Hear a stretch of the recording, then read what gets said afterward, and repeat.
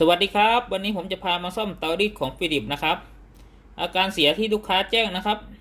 หน้าเตาไม่ร้อนนะครับไอน้ำไม่ออกนะครับเดี๋ยวผมจะพาเทสเครื่องดูก่อนนะครับทำการเปิดเครื่องนะครับ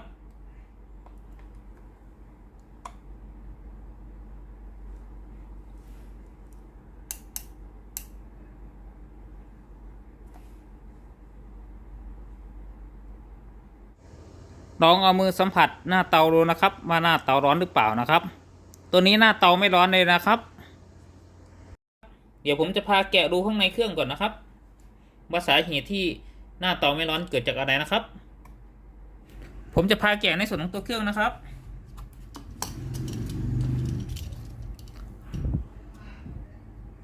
ตรงท้ายนะครับมีน็อตซ่อนอยู่นะครับ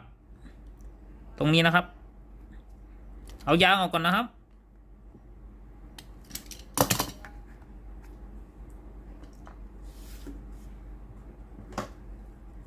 ขันน็อต1 ตัวนะครับ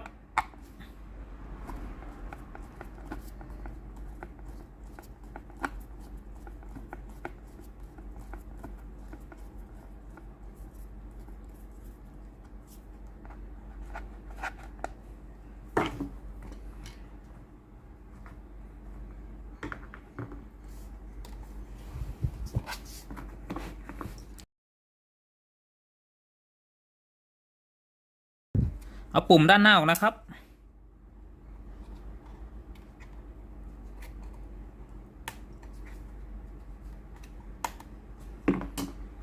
มีน็อตซ่อนอยู่1 ตัวนะครับ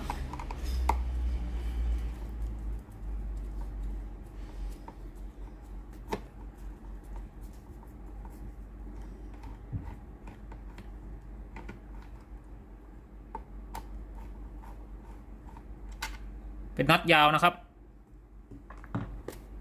แล้วนำในส่วนของตัวโครงท้ายออกนะครับ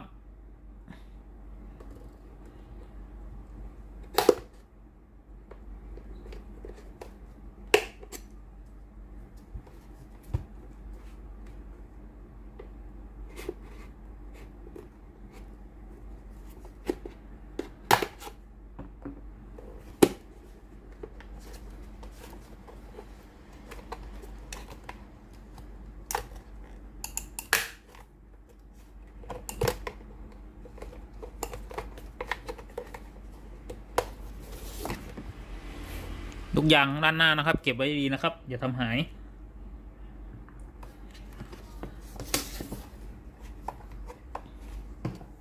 ตัวนี้คือข้างในเครื่องนะครับเรามาดูบอร์ดต่างๆนะครับตัวนี้เป็นบอร์ดคอนโทรลนะครับทำหน้าที่ควบคุมทุกอย่างเลยนะครับของตัวเครื่องนะครับไม่ว่าจะควบคุมการทำงานของตัวฮีตเตอร์หน้าเตานะครับควบคุมการทำงานของตัวปั๊มน้ำด้วยนะครับตัวนี้คือบอร์ด power นะครับบอร์ด power ทำหน้าที่จ่ายไฟให้กับวงจรนะครับจ่ายไฟชุดเล็กให้กับแผงคอนโทรลด้านหน้าแล้วก็จ่ายไฟไปเลี้ยงในส่วนของตัวปั๊มน้ำรวมทั้งฮีตเตอร์หน้าเตานะครับตัวนี้อาการที่เราเปิดดูนะครับก็คือในส่วนของตัวหน้าเตาไม่ร้อนนะครับไฟกระพริบตลอดนะครับเดี๋ยวผมจะพาวัดในส่วนของตัวไฟไปเลี้ยงฮีตเตอร์หน้าเตานะครับไฟที่จ่ายไปเลี้ยงในส่วนของตัวฮีตเตอร์หน้าเตานะครับก็คือสายสีน้ำเงินนะครับและสายสีชมพูนะครับด้านในนะครับตรงนี้นะครับเดี๋ยวผมจะพาวัดไฟไปเลี้ยงในส่วนของตัวฮีตเตอร์ก่อนนะครับว่ามีไฟจ่ายออกจากบอร์ด power supply ไปเลี้ยงในส่วนของตัวฮีตเตอร์หรือเปล่านะครับ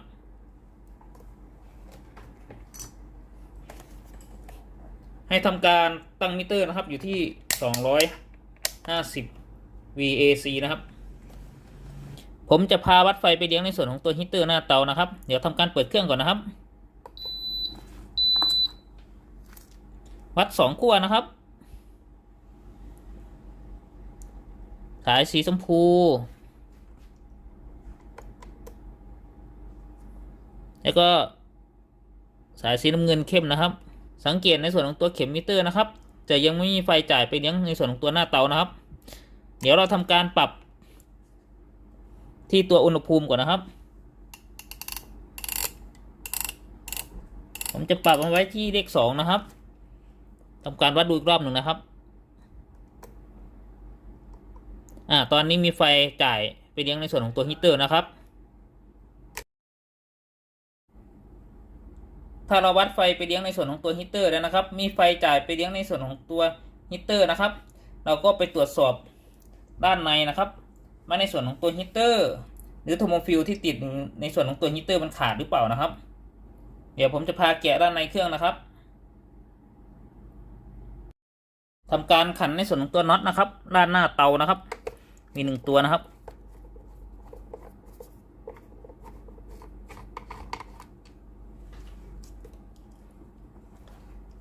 น็อตด้านท้ายนะครับมี2ตัว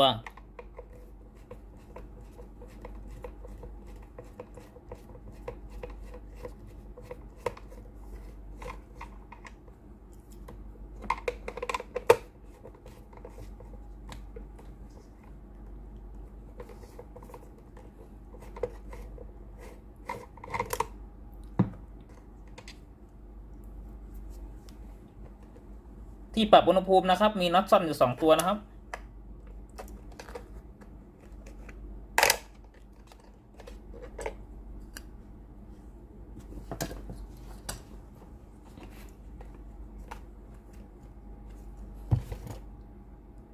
นำสปริงออกมาด้วยนะครับอย่าทำหายนะครับ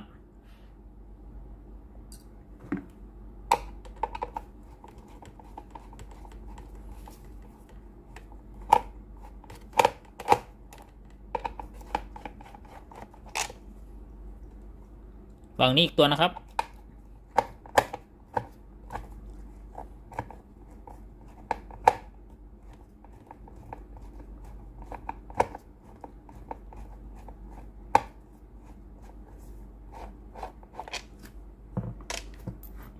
น็อตยาวนะครับ2ตัว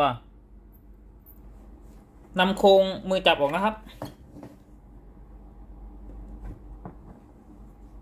ไขควงครับอย่าเข้าไปตรงรูนี้นะครับทำการงัดขึ้นเบาๆนะครับจะมีตัวล็อกอยู่นะครับ2ด้านนะครับ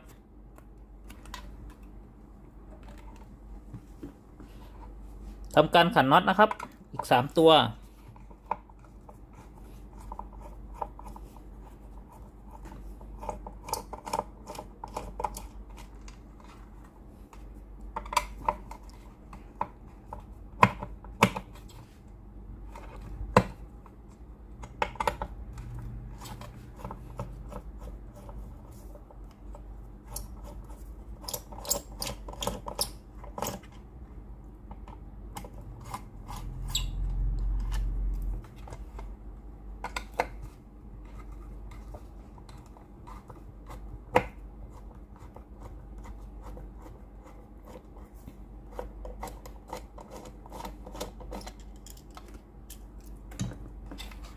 นำสายท่อยางออกก่อนนะครับต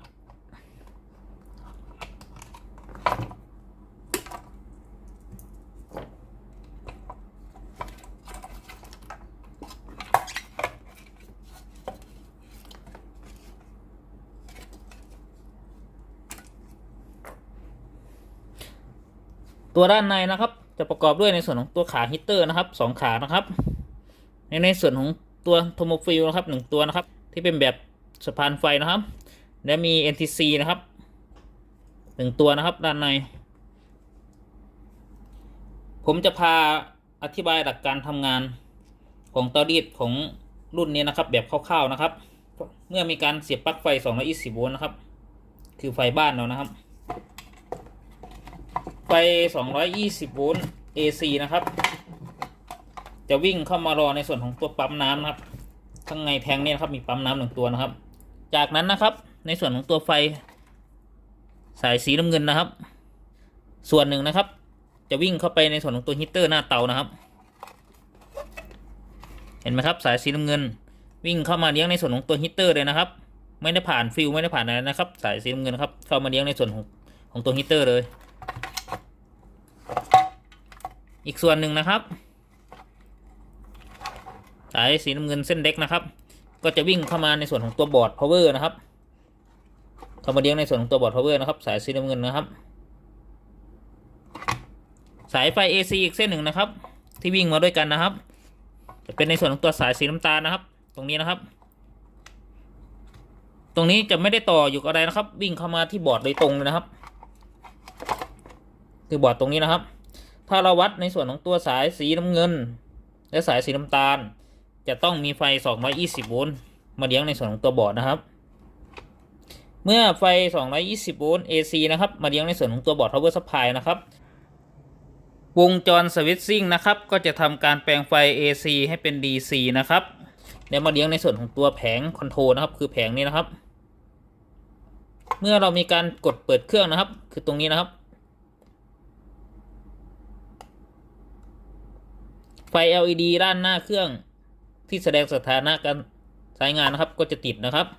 เมื่อมีการปรับอุณหภูมิของผู้ใช้งานนะครับก็คือในส่วนของตัวนี้นะครับตัวปรับอุณหภูมิตัว CPU นะครับบอร์ดหน้านะครับก็จะรับรู้ว่ามีการปรับอุณหภูมิหรือปรับความร้อนแล้วนะครับก็จะทำการคอนโทรลในส่วนของตัวดีเลย์ตัวสีขาวนี่นะครับเพื่อให้ดีเลย์ต่อไฟ220โวลต์ VAC อีกเส้นหนึ่งนะครับคือในส่วนของตัวสายสีชมพูนะครับเส้นนี้นะครับไปเลี้ยงในส่วนของตัวฮีตเตอร์หน้าเตานะครับสายสีชมพูนะครับก็จะวิ่งมาจ้ำอยู่กับสายสีแดงนะครับและต่อเข้ามาในส่วนของตัวโทโมฟิลนะครับที่เป็นแบบสะพานไฟนะครับแล้ววิ่งเข้ามาเลี้ยงในส่วนของตัวฮีตเตอร์นะครับมีไฟมาเลี้ยงในส่วนของตัวฮีตเตอร์2เส้นนะครับฮีตเตอร์ก็จะเกิดความร้อนนะครับเมื่อฮีตเตอร์นะครับเกิดความร้อนนะครับจะมีตัว NTC นะครับคือตัวเล็กๆนี่นะครับ NTC หรือเทอร์มิเตอร์นะครับเปลี่ยนแปลงค่าตามอุณหภูมินะครับตัวเทอร์มิเตอร์หรือ NTC นะครับจากค่าความต้านทานประมาณ 90K นะครับค่าความต้านทานก็จะต่ำลงเรื่อยๆนะครับเหลือประมาณ 2-3K นะครับตัว CPU บอร์ดด้านหน้านะครับก็จะรับรู้ว่า NTC ค่าความต้านทานต่ำลงไงนะประมาณ 2-3K นะครับไฟด้านหน้าตรงนี้นะครับก็จะหยุดกับพริบนะครับเครื่องก็จะพร้อมสายงานนะครับเมื่อมีการกดปุ่มจ่ายน้ำนะครับคือกดปุ่มนี้นะครับตัว CPU อยู่ด้านหน้าเครื่องนะครับก็จะรับรู้ว่ามีการกดปุ่มจ่ายน้ำนะครับก็จะสั่งคอนโทรลไฟไปเลี้ยงในส่วนของตัวปั๊มน้ำนะครับสายสีดำนะครับมีไฟจ่ายออกมาแล้วก็ไปเลี้ยงในส่วนของตัวปั๊มน้ำที่อยู่ที่ตัวแทงน้ำนะครับผมไม่ได้แกะให้ดูปั๊มน้ำก็จะทำการปั๊มน้ำจากแทงน้ำนะครับแล้ววิ่งตามสายท่อน้ำตรงนี้นะครับตามสายท่อน้ำมาตรงนี้นะครับแล้วเข้ามาหยดที่หน้าเตาเข้ามาตรงนี้นะครับหยดที่หน้าเตาเกิดเป็นไอน้ำนะครับ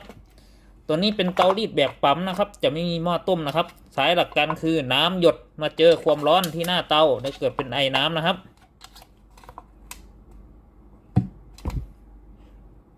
หลักการทำงานคร่าวๆมีแค่นี้นะครับ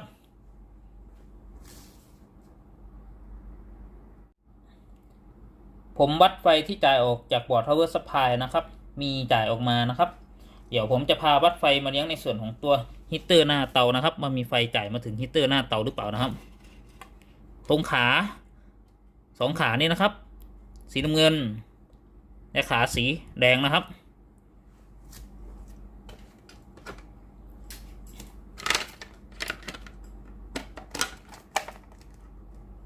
เดี๋ยวทำการตั้งมิเตอร์นะครับอยู่ที่ย่าน250โวลต์ VAC นะครับวัดไฟที่มาเลี้ยงในส่วนของตัวฮีตเตอร์นะครับตัวนี้สังเกตเข็มมิเตอร์นะครับมีไฟจ่ายมาเลี้ยงในส่วนของตัวฮีตเตอร์หน้าเตานะครับ220โวลต์ VAC นะครับซึ่งไฟจะจ่ายผ่านในส่วนของตัวโทโมฟิลนะครับฝั่งนี้มีไฟนะครับแล้วก็จ่ายมาฝั่งนี้มีไฟนะครับเข้ามาเลี้ยงในส่วนของตัวฮีตเตอร์นะครับถ้ามีไฟมาเลี้ยงในส่วนของตัวฮีตเตอร์นะครับถ้าฮีตเตอร์ไม่ร้อนก็แสดงว่าในส่วนของตัวฮีตเตอร์ขาดนะครับถ้าอาการฮีตเตอร์ขาดอย่างเดียวนะครับเราสามารถเปลี่ยนเฉพาะในส่วนของตัวฮีตเตอร์ได้นะครับเพราะว่าตัวนี้ฮีตเตอร์เสียเองนะครับแต่ถ้าในส่วนของตัวโทโมฟิลหรือตัวนี้นะครับมันทิกนะครับมันขาดนะมันไม่ต่อนะครับเราก็ต้องเปลี่ยนในส่วนของตัวดีเลย์ตัวสีขาวด้วยนะครับถ้างั้นงานไม่จบนะครับเดี๋ยวก็ขาดอีกนะผมจะพาวัดความต้านทานของฮีตเตอร์นะครับว่าขาฮีตเตอร์ขาดหรือเปล่านะครับทำไมมีไฟมาเลี้ยงแล้วฮีตเตอร์ไม่ร้อนนะครับทำการตั้งมิเตอร์นะครับผมจะตั้งอยู่ที่คูณ1นะครับวัด2ขั้วนะครับ ขาฮีตเตอร์ตัวนี้ฮีตเตอร์ไม่ขึ้นนะครับสังเกตเข็มมิเตอร์นะครับฮีตเตอร์ไม่ขึ้นนะครับเดี๋ยวผมปรับขึ้นอีกเป็นคูณ 10K นะครับจะขึ้นไหมตัวนี้ก็ไม่ขึ้นนะครับก็แสดงว่าในส่วนของตัวฮีตเตอร์ขาดนะครับเมื่อเรารู้ได้นะครับว่าในส่วนของตัวฮีตเตอร์ขาดเนี่ยนะครับตัวนี้ไม่ร้อนนะครับถึงแม้ว่าเราจะเปิดในส่วนของตัวเครื่องนะครับเปิดทั้งวันไฟก็จะกระพริบอยู่ทั้งวันเลยนะครับแต่เครื่องก็จะไม่สามารถใช้งานได้เลยนะครับเพราะว่าในส่วนของตัวแผงควบคุมมันจะตรวจสอบความร้อนที่หน้าเตาตรวจสอบโดยผ่านในส่วนของตัว NTC หรือเทอร์มิเตอร์ตัวนี้นะครับเมื่อในส่วนของตัวเทอร์มิเตอร์ตัวนี้ค่าความต้านทานต่ำลงเหลือประมาณ2 ถึง 3K เรากดปุ่มจ่ายน้ำในส่วนของตัวปั๊มน้ำถึงจะทำงานนะครับถ้าในส่วนของตัว NTC ค่ายังเท่าเดิมประมาณ 90K ตัวนี้เราจะไม่สามารถเทสในส่วนของตัวปั๊มน้ำได้เลยนะครับเดี๋ยวผมจะพาเทสในส่วนของตัวปั๊มน้ำทำการดอกในส่วนของตัวแผงควบคุมและกดในส่วนของตัวปั๊มน้ำว่าปั๊มน้ำสามารถปั๊มน้ำมาที่หน้าเตาได้หรือเปล่านะครับผมจะใช้ในส่วนของตัววอลลุ่มนะครับ 50K นะครับต่อ2ขานะครับขากลางและขาดิมนะครับตัวนี้เป็นตัวเสียบนะครับเป็นซ็อกเก็ตนะครับที่ผมจะเสียบแทนในส่วนของตัว NTC นะครับผมก็จะทำการถอดในส่วนของตัวสาย NTC ที่บอร์ดคอนโทรลนะครับคือสายเส้นนี้นะครับ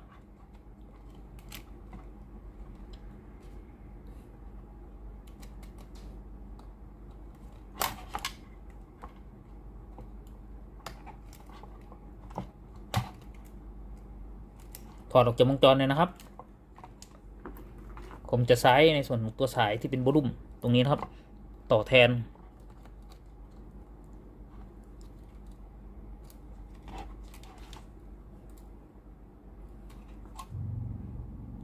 จากนั้นทำการเปิดเครื่องนะครับ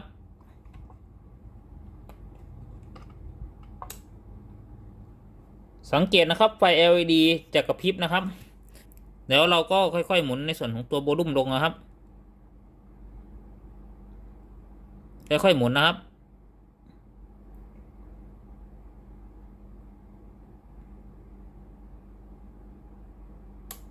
ได้ยินเสียงดังแต๊กนะครับได้ยินเสียงดังปิดๆนะครับเราก็กดในส่วนของตัวปุ่มจ่ายน้ำครับคือปุ่มนี้นะครับแล้วน้ำก็จะออกมาในส่วนของตัวท่อยางตรงนี้นะครับเห็นไหมครับถ้ามีน้ำมาอย่างนี้นะครับก็แสดงว่าระบบปั๊มน้ำปกตินะครับเราก็เปลี่ยนในส่วนของตัวฮีตเตอร์เครื่องก็จะสามารถใช้งานได้เลยนะครับเห็นไหมครับเดี๋ยวผมทำการปิดเครื่องก่อนนะครับนี่คือวิธีดอกในส่วนของตัวปั๊มน้ำให้ปั๊มน้ำทำงานนะครับเราจะหลอกว่าระบบ CPU สามารถสั่งงานให้ในส่วนของตัวปั๊มน้ำทำงานได้หรือเปล่าหรือในส่วนของตัวทรานซิสเตอร์หรือตัวไตแอกนะครับด้านในนี้สามารถจ่ายไฟไปเลี้ยงในส่วนของตัวปั๊มน้ำได้หรือเปล่านะครับวิธีการเทสระบบของบอร์ดนะครับ2บอร์ดนี้นะครับถ้าเราเปลี่ยนในส่วนของตัวฮีตเตอร์หน้าเตาไปเครื่องก็จะสามารถใช้งานได้ปกตินะครับหรือใครจะเทสในส่วนของตัวปั๊มน้ำเลยก็ได้นะครับถอดในส่วนของตัวปั๊มน้ำแล้วก็เอาไฟต่อตรงเลย220โวลต์นะครับแต่ระบบอย่างอื่นเราจะไม่สามารถเทสได้ก็เช่นว่าแผงควบคุมในส่วนนี้สามารถจ่ายไฟได้ไหมและในส่วนของตัวสวิตช์จ่ายน้ำนี่ปกติหรือเปล่ามีไฟจ่ายออกจากบอร์ดไหมเราจะไม่สามารถเทสในส่วนนั้นได้ยกเว้นเทสเหมือนที่ผมพาเทสนะครับจะเทสระบบได้ว่าระบบจ่ายน้ำอะไรปกติบอร์ดอะไรปกติถอดออกจากวงจรนะครับ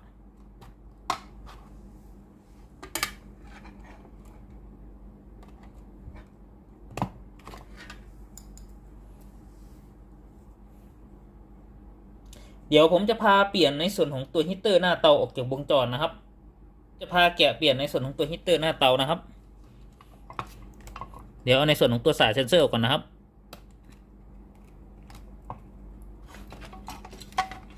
นำสายคิวเวนไทออกด้วยนะครับ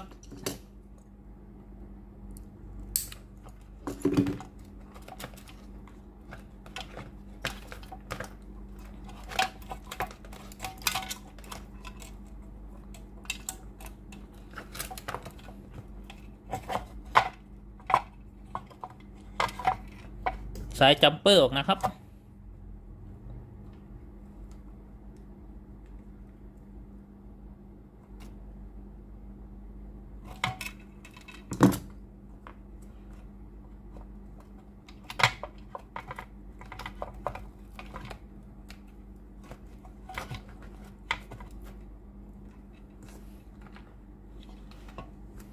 สายสีแดงออกด้วยนะครับ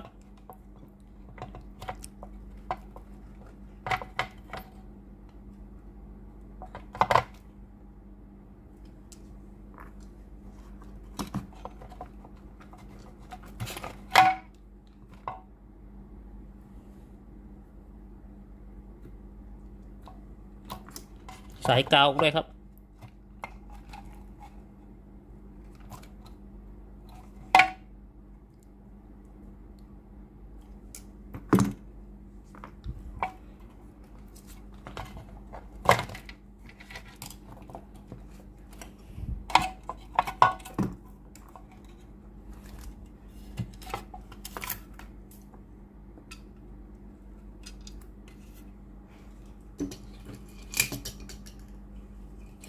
ตัวนี้คือฮีตเตอร์ตัวใหม่นะครับที่สั่งมาจากบริษัทนะครับ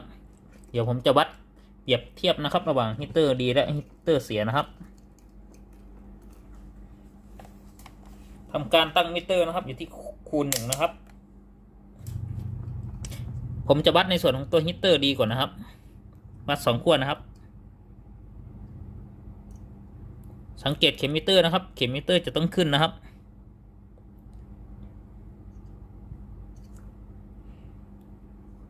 ตัวฮีตเตอร์เสียนะครับเข็มมิเตอร์ไม่ขึ้นนะครับฮีตเตอร์เสียในลักษณะขาดนะครับเข็มมิเตอร์ไม่ขึ้นเลยนะครับถ้าจะวัดรั่วลงกาวนะครับก็ตั้งมิเตอร์อยู่ที่คูณ 100K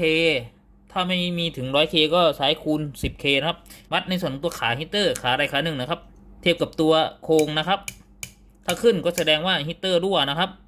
ถ้าฮีตเตอร์รั่วก็คือไฟจะดูดเป็นกันฮีตเตอร์ร้อนน้อยนะครับวิธีการวัดนะครับส่วนโทโมฟิลก็ให้ตั้งมิเตอร์อยู่ที่คูณ 1 วัตต์ขึ้นจะมีขึ้นกับไม่ขึ้นนะครับถ้าไม่ขึ้นก็คือขาดนะครับถ้าขาดนี้ก็ต้องเปลี่ยนในส่วนของตัวดีเลย์ด้วยนะครับเพราะว่าถ้าดีเลย์ค้างจะทำให้ตัวโทโมฟิลตัวนี้ทิกหรือขาดออกจากวงจรไม่เกี่ยวกับตัวฮีตเตอร์นะครับไม่ใช่ว่าดีเลย์ค้างในฮีตเตอร์จะขาดเพราะว่าในส่วนของตัว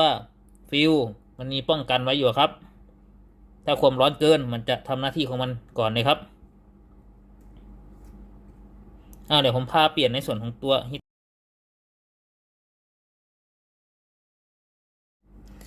ใส่ในส่วนของตัวรองโครงก่อนนะครับ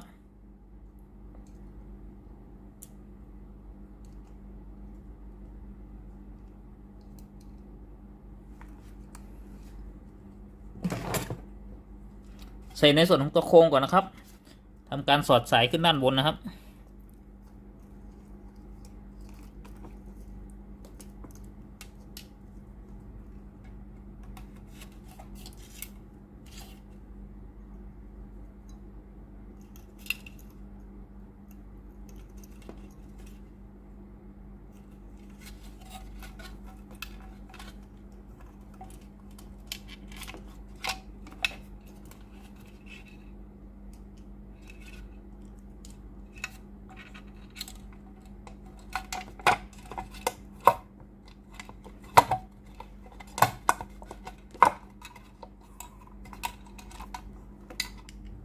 ทำการขันน็อตนะครับ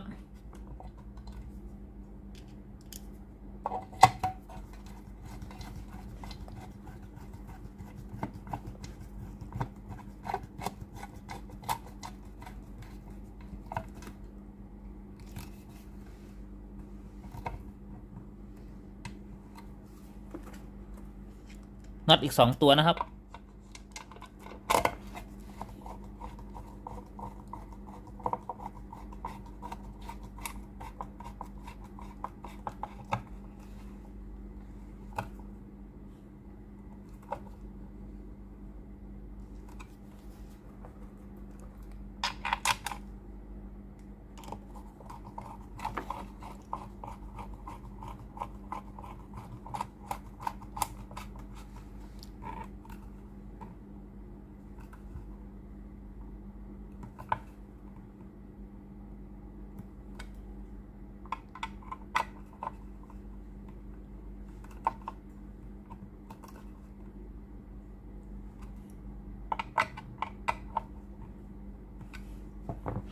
ทำการตรวจสอบในส่วนตัวฮีตเตอร์ก่อนนะครับ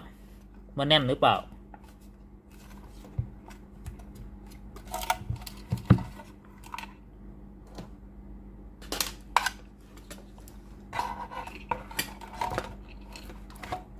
จับในส่วนของตัวสายเข้าไปในวงจรนะครับสายกาวนะครับ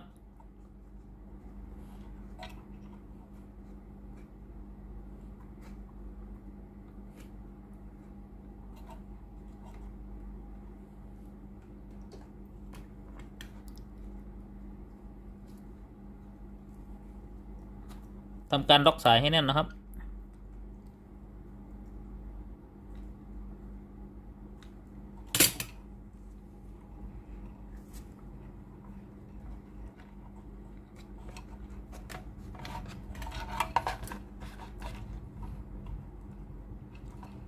สายไฟนะครับ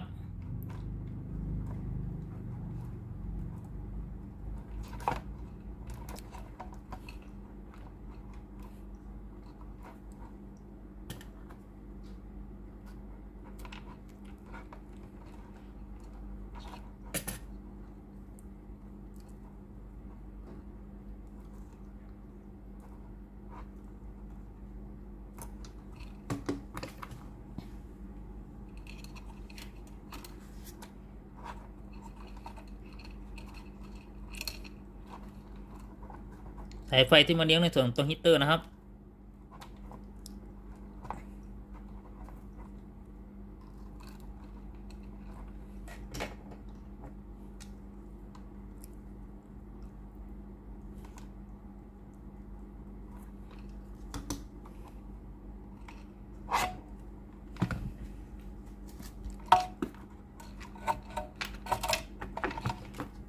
ใส่ในส่วนของตัวสายท่อน้ำนะครับ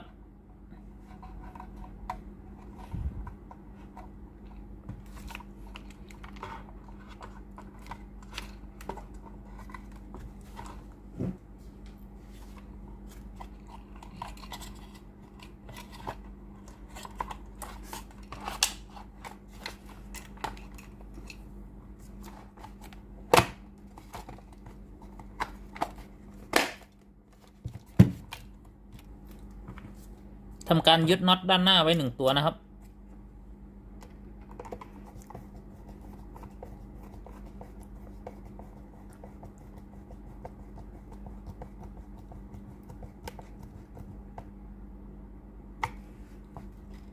แล้วก็ยึดน็อตในส่วนของตัวด้านหลังนะครับ2ตัว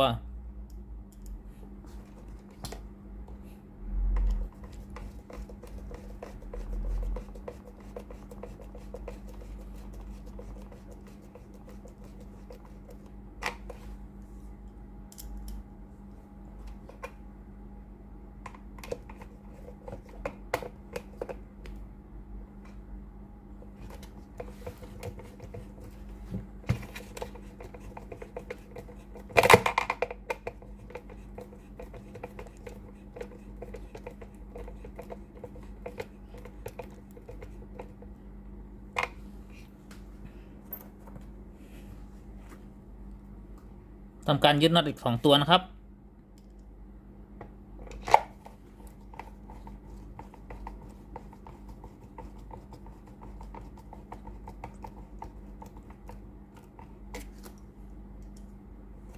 ฝั่งนี้อีกตัวนะครับ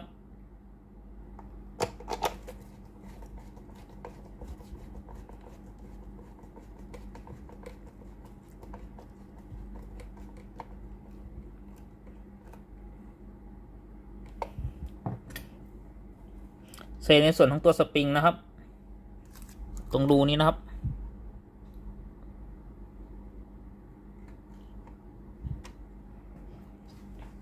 ใส่ในส่วนของตัวปรับนะครับ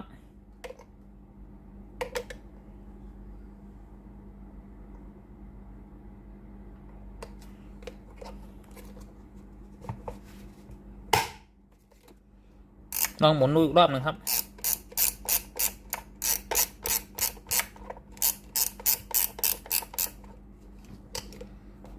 ใส่ในส่วนของตัวเซ็นเซอร์ด้านบนนะครับ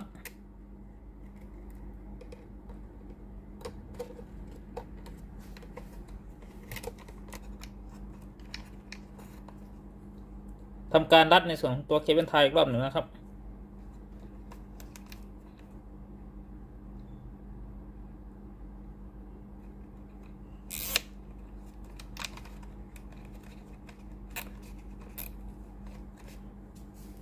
ในส่วนของตัวสายไฟนะครับใส่ตัวยางไว้นะครับกรอบไว้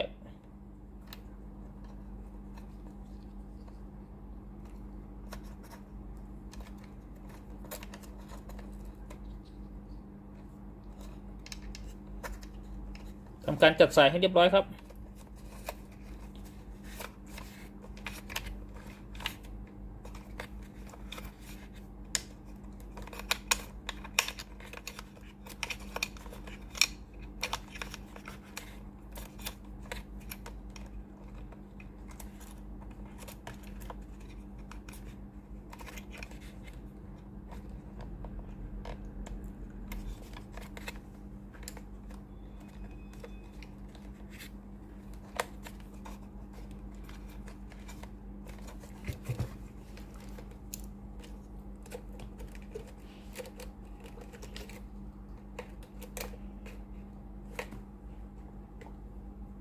จากนั้นใส่ในส่วนของตัวลูกยางตัวปุ่มกดนะครับอย่าทำหายนะครับถ้าทำหายเปิดเครื่องไม่ได้นะครับ ตรงนี้นะครับจากนั้นใส่ในส่วนตัวโครงบนนะครับ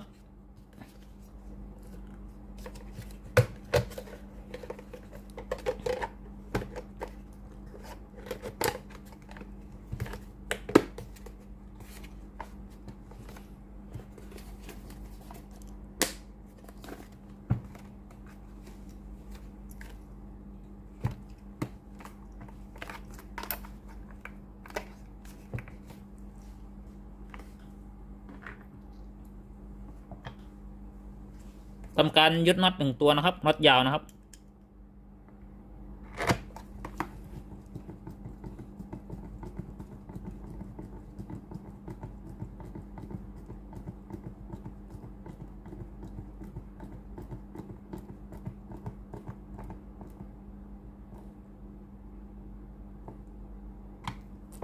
ทำการกดปุ่มดูอีกรอบหนึ่งครับใส่ในส่วนของตัวปุ่มพลาสติกนะครับปุ่มคลีนนะครับ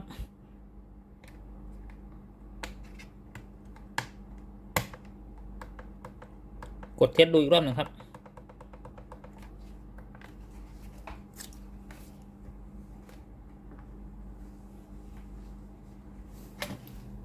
ทำการขันน็อตนะครับด้านหลังนะครับตรงนี้1ตัว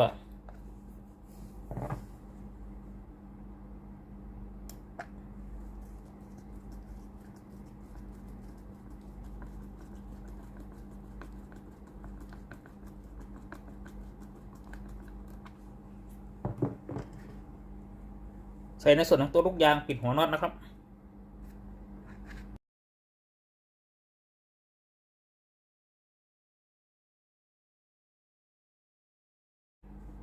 จากนั้นทำการเปิดดองเครื่องอีกรอบหนึ่งนะครับปรับอุณหภูมินะครับ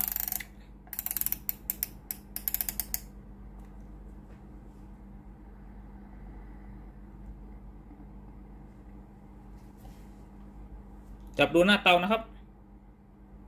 หน้าเตาร้อนเนี่ยนะครับเอามืออังดูร้อนเนี่ยนะครับเครื่องพร้อมใช้งานแล้วนะครับ เดี๋ยวผมทำการกดปุ่มจ่ายน้ำนะครับ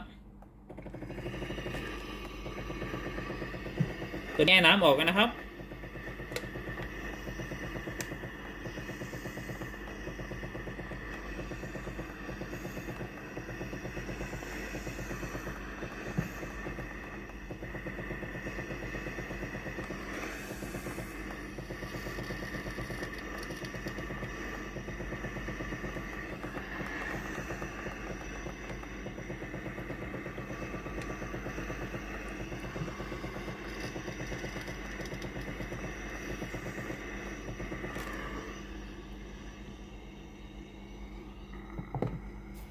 เตารีดรุ่นนี้นะครับ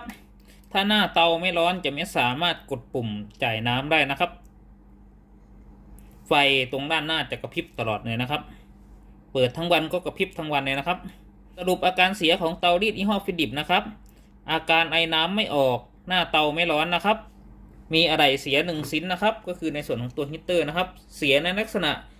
ตัวฮีตเตอร์ขาดนะครับขอบคุณครับที่รับชมคลิปวิดีโอครับขอบคุณมากๆครับฝากกดไลค์กดแชร์กดติดตามให้ด้วยนะครับขอบคุณครับ